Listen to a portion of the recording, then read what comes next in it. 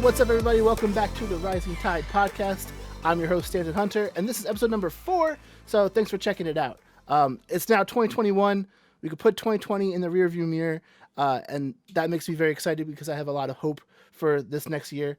So basically, on this podcast, we're going to kick off this new year with an interview. We're trying something new. So I brought along a good friend of mine. His name's Fred Mohr. He has been a friend of mine for a while, one of my biggest supporters in most of my creative endeavors, and has been helping me on my fitness journey. So he's a firefighter by day.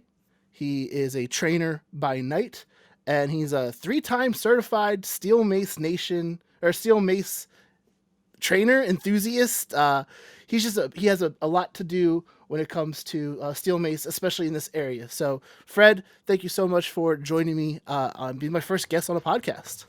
Yeah, it's an honor, Stanton. Thank you for having me on. I've known you for a few years now, and seeing you coming out with this podcast is really exciting because I know how good you are with doing video work and all that stuff. And I figured it was going to look really good, and it does look good. You got the right setup and everything, and I know you got some important stuff to talk about and to share. And yeah, it's just fascinating and it's fun all at the same time. And isn't it amazing how life's journey takes you to these surprising places in time and life? It's to me, it's amazing how you take a certain step in a certain direction and you meet someone completely different than you would have, and that leads to so much more. It's the whole butterfly effect that really I find fascinating. Like, had I not walked into that beach box that one time, I never would have met you, and we never would have walked. I would never would have gone to podcasting, to be quite honest. You're the person that got me into podcasting. So that who you meet and when you meet them in your life and on your journey, it has so much to do to affect what you're going to do that you don't even know yet.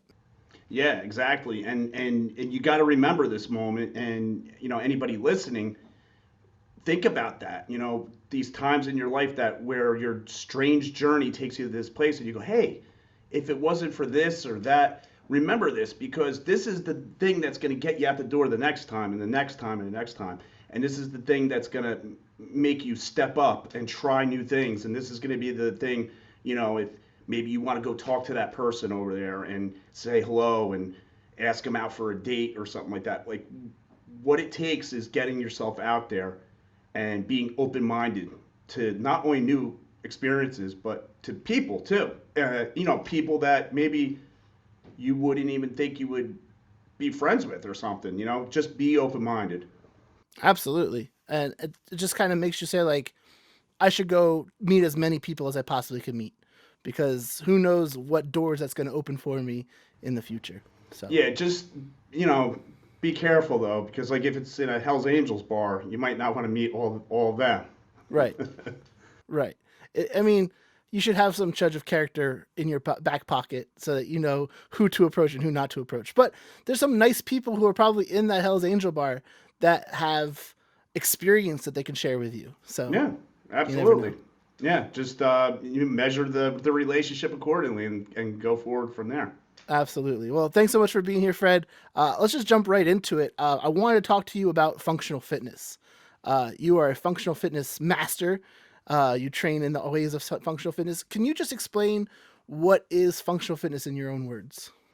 Well, functionals, it's not my words. I can't make it my words. But what attracted me to it is functional fitness is it's got like the reason behind it is to be able to do your daily doings, doing your whatever you do in life. As opposed to say, hey, I want to go up on stage and win you know, a bodybuilding contest. Like your goal is to look a certain way and get up on a stage and win. But then how does that apply to the rest of your life? Maybe not so much, right? Even like powerlifting and Olympic lifting, things like that, specific forms of fitness, they may not spill over to the rest of your life. And in fact, when you train in specific forms like a professional athlete would, you are only good at that one thing and you're not really good at much anything else. And professional athletes are sometimes even though they're awesome and they could do amazing things, sometimes they can't function in other areas. But functional fitness is like being able to do a lot of stuff. It's more of a generalist, you know, good stuff for everyday people. It applies for firefighters. It applies to, just it applies to somebody that sits at a desk all day. Because at some point you're going to need to get up and move your body for something. You're either going to have to run, like run away from a dog trying to bite you, or run to catch the bus, um, or dive out of the way of the bus that's about to run over you, and you're going to dive and do a roll and land on your feet, and everybody's going to think you're Superman instead of landing on your collarbone and fracturing it. Being able to fight people, to defend yourself, just all around being tough, being resilient, and being capable. So I think the example that you gave to me while we were talking that one in a parking lot, which we do many times, was if you got into a car accident and you injured your arm in that car accident, and like it's life or death at that point, you have to get out of that car. Do you have the strength to get yourself out of that car? Do you have the strength to get your child out of the back seat if you have a broken arm or a broken leg? And if you get put into those situations that you're not planning to get into, but you just happen to be in that situation, do you have the tools or the capability to get yourself through that? Right, and that's of course extreme, right? Hopefully, we're not going to be in that position. But you mentioned the child, right? And how about you're getting your kid out of the car, and it starts downpouring rain, and you decide you're going to run, grab the kid and run into the house, and you hurt yourself on the way because you're deconditioned. Like you blow out your knee or whatever, or you pull your back muscle, and now you're on painkillers for the next 3 weeks, and you can't pick your kid up. Something simple like that. A lot of people get injured just doing something goofy like that. But the injury, it takes you out, and some of these injuries lead into other problems. So it's like a domino effect. And also, like, if you just, we as dads, we like to take one trip from the grocery store. We don't want to take all those bags in multiple trips. We want to do it all at once. There's a lot of room there to get injured. Like Yeah. you're carrying more weight than you normally would on a given day. So, but we have this like machismo attitude, like, no, I'm gonna do it in one trip. But like, who knows how heavy all those bags are? So if you're out of shape or Right. if you're not working on it, you're not equipped to do that. And that's something I feel like is a stereotype for dads. But I think we were all in that position. Like, now I'm gonna do it in one trip. So Yeah, and then on top of that, it wards off the doctor. I mean, if you're paying attention to your general fitness, your functional fitness, how do you function? Well, blood pressure. Um, are you on cholesterol medication? Things like that.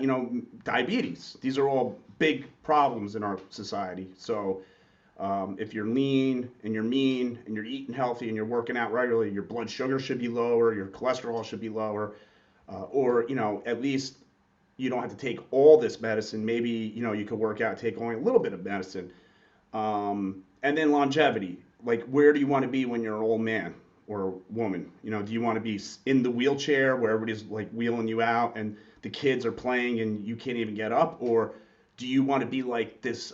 I just saw a video, a guy 102 years old, I believe in Japan, who ran a race on a track. Now everybody took off on him. Here he comes running. wow.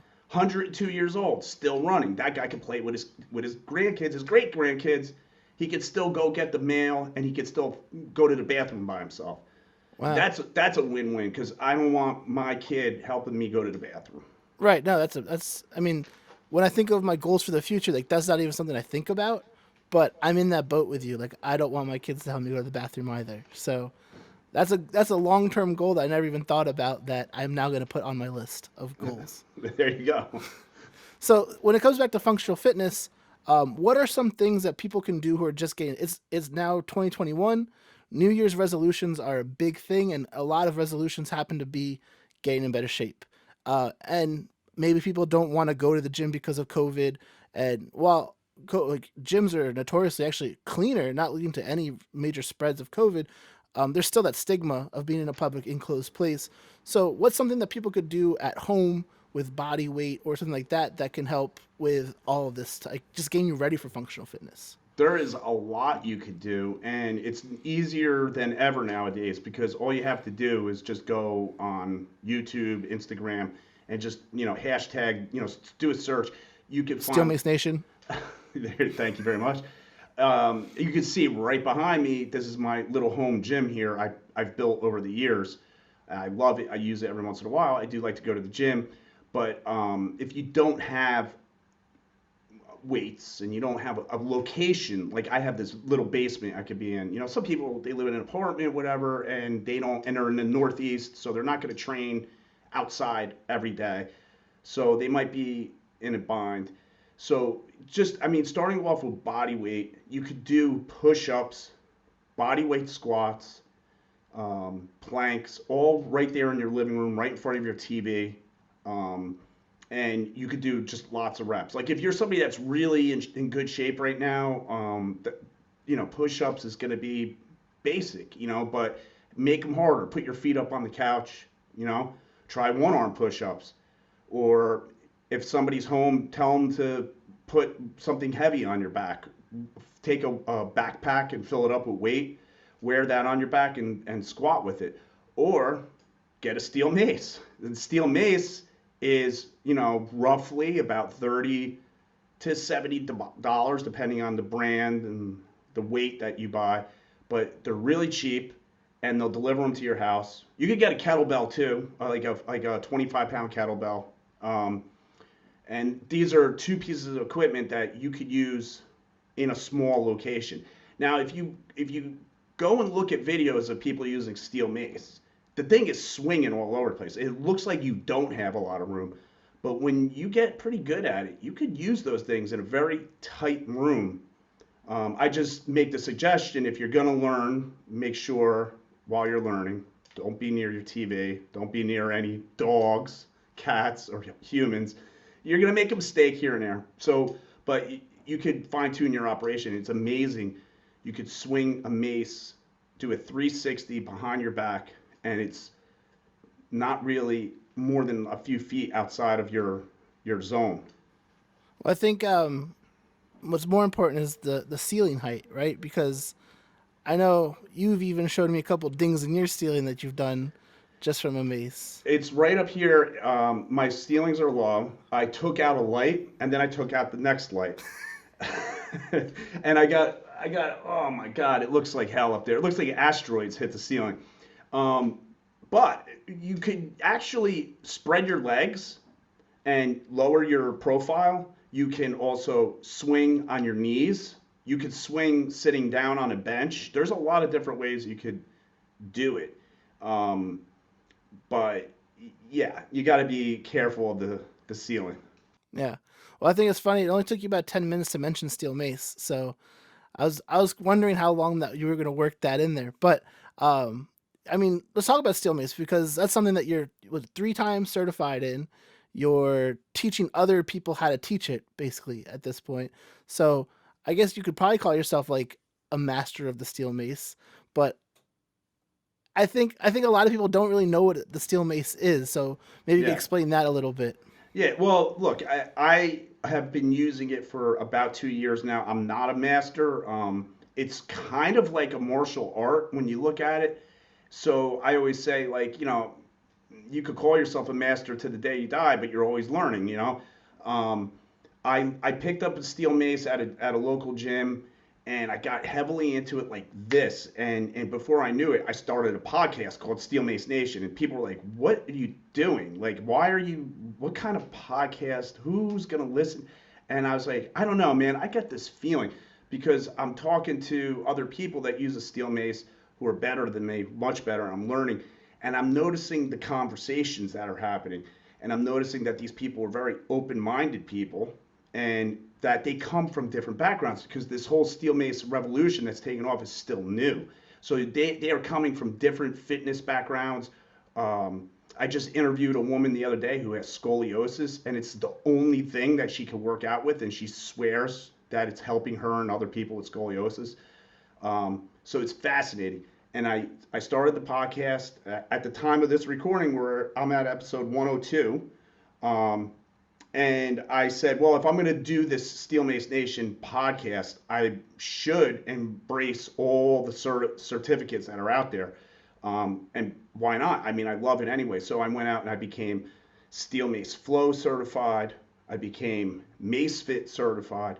And then there's an outfit in New Jersey called New Breed, and they have a certification. And those three certifications are pretty different from each other. And I like having those three certifications because depending on who my students are, I could tailor something that they're going to like. Because not everybody's going to like all, one thing.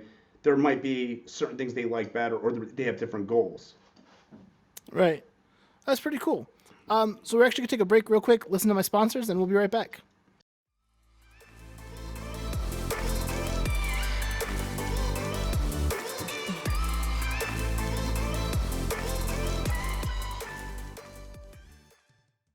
All right, welcome back. So we were just talking to Fred about Steel Mace and functional fitness, and again, I want to go back to that. Like, functional fitness is good for anybody. Like, anyone could do functional fitness. You could do it with just your body weight.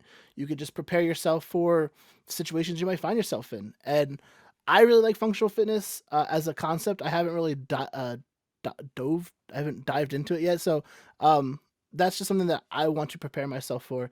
Is there something that research that people should do before they get into functional fitness? Like, is there things that they should know prior to getting out there and working out? Yeah, footwear is a big thing. People mess up their feet really bad when they're wearing the wrong shoes. Functional fitness can include running, of course, and so you want a good pair of running shoes. But if you're going to be working out in certain shoes, like running shoes, that's not going to be really great for your feet. They're too soft and squishy. You want like a pair of CrossFit shoes or something that's like old school days. People would wear what are those? The Chuck Taylors. They would wear Chuck Oh yeah. Taylors. I personally like something with a wide toe box so my toes don't get all squished together because that could cause foot abnormalities. But Chuck Taylors are good because they're just like a flat. They're not a raised heel or anything like that. So that would be good for your strength and conditioning stuff. So footwear is important. Getting an idea of diet and hydration is key. Just start eating better. It doesn't, if you're just coming out of the woods, like, hey, I want to work out and do better, you have a lot to change. So obviously going on the cleanest diet in the world and then starting your workout might be a little bit much, but you should know at least like, okay, I need to get this much protein in, cut out some sugar, and drink X amount of water. And even though you might not be able to attain those goals right away, they're there, they're on the horizon, and you start working toward them because as you start to exercise, you're going to want to optimize how you feel. You don't want to start a workout and 10 minutes later you're gassed and you're laying on the ground, right? So how you eat is important too. Right. Now, like, is there any suggestions that you would have for people like myself who are hard to motivate themselves? They need, like, the accountability factor is an issue. What would you say to those people that just don't have like the movement to get out the door or to get in front of their TV and start doing jumping jacks? Like, what's something that you think can motivate these type of people?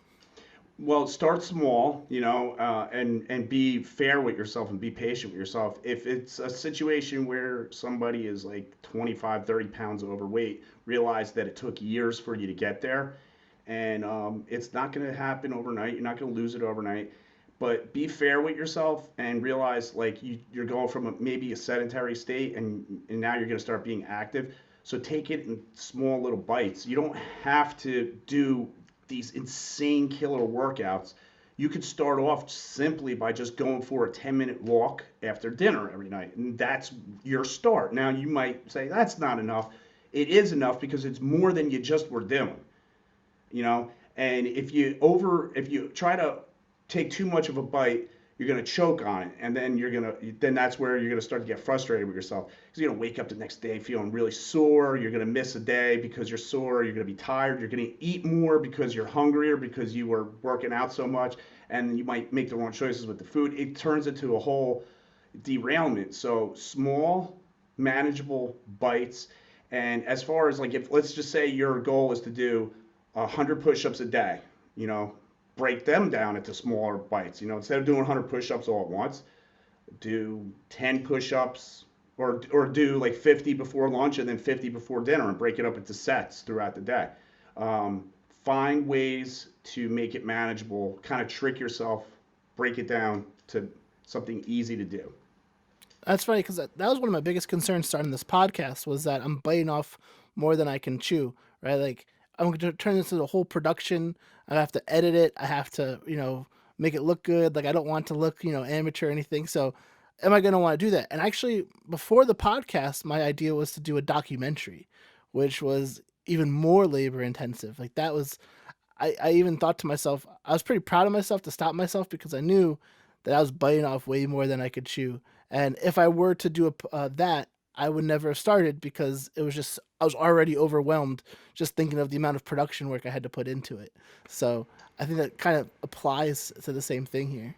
Yeah, I agree, and it's like anything else in life too. You know, you just had your first kid, and you feel overwhelmed. Well, you know, break it down into pieces that are manageable. You know, do what you could do today that's going to effectively make a change, even if it's the tiniest little change. You know, and then outsource the rest or ask for help with the rest. Whatever you got to do, just admit to yourself that you're human and that you need time to get into this. And look, if you're going to get into fitness, it's not supposed to be something you do for 2 weeks and then that's it. You're done for the rest of your life, right? We know what this really is. It's a lifestyle change. If it's like, hey, I've had enough, you know, and I want to lose the weight and I want to be in good shape for the rest of my life, that's the rest of your life. So you got time. Even if you're 50, you got time. You know, you just got to be patient with yourself. Did you have that moment where because you've never always been into fitness, right? Was there a time where you can recall where you said like, I have to make this lifestyle change, and then boom, like how far or how long did it take you to get to the point where fitness was your life? Like now you're training other people, you're doing that. Like you weren't always doing that. No, and yeah, it's an interesting story. I really got truly into fitness at age 19 because I hurt my back, and I had a sciatic injury, which is what I'm like 19, and I'm like I just got sciatica. That's not good. Through my high school years as a teenager, I like exercised a little bit, but it was mostly fun stuff. I skateboarded and things like that, and that bike ride, skateboard. But I got into weightlifting at 19 when my back started to feel a little bit better. But it didn't really click with me until I turned 30. And here's what happened. Through my 20s, I was trying to have my cake and eat it too, burn the candle at three ends.